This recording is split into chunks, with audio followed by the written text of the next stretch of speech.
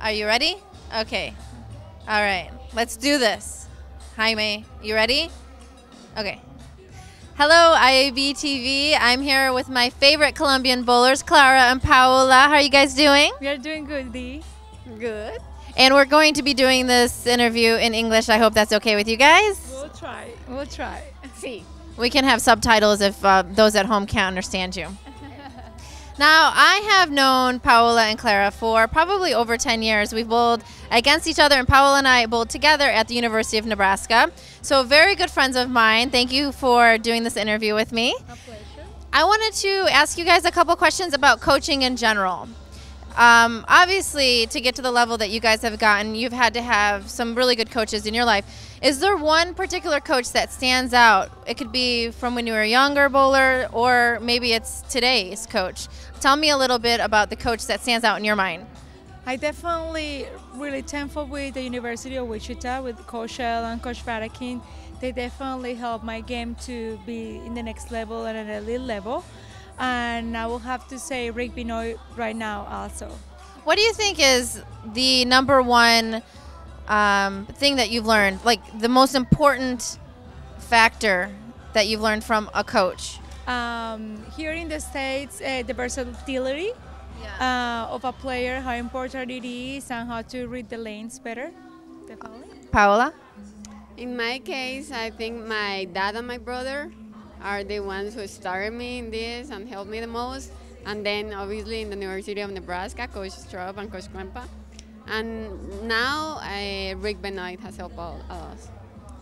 Did you guys ever go to clinics when you were younger? Did you ever have possibilities in Colombia where, you know, maybe a really good bowler from your country would put on clinics? No, in my case, I was from a really small town, and I had coaches, but their knowledge was limited. But they gave their best, and I was pretty committed. But I didn't have those opportunities, so it was tough. Yeah.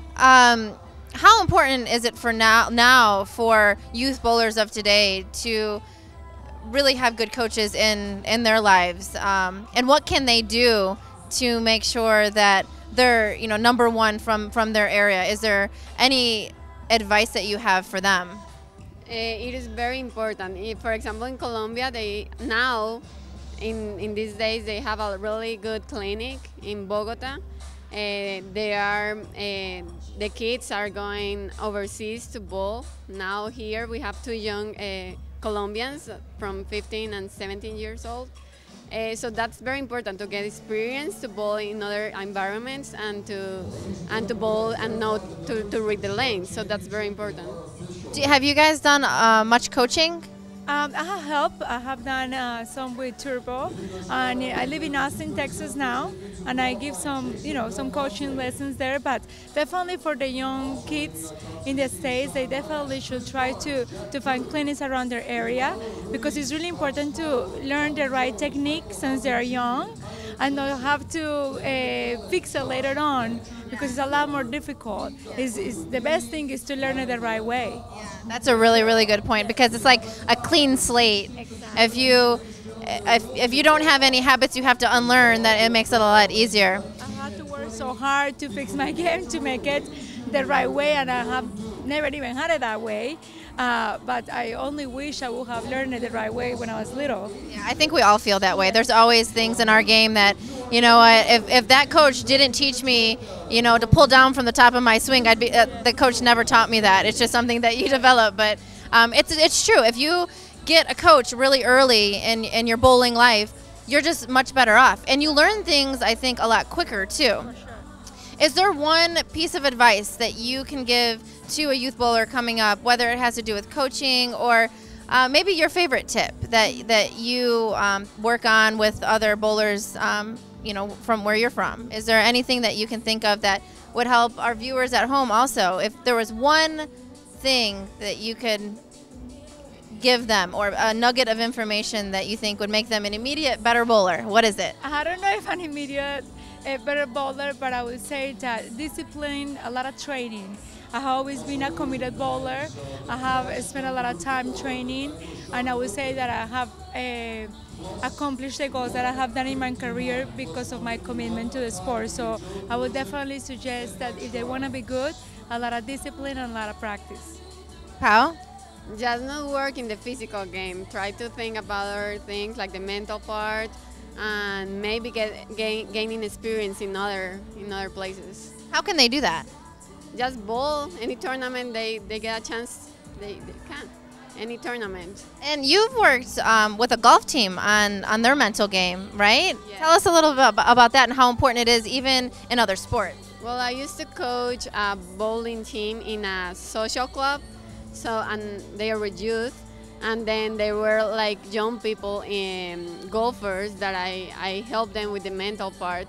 I just try to help them to stay motivated all the time and to have goals. That's very important for them since they are very young, and to don't quit. That's the most important thing.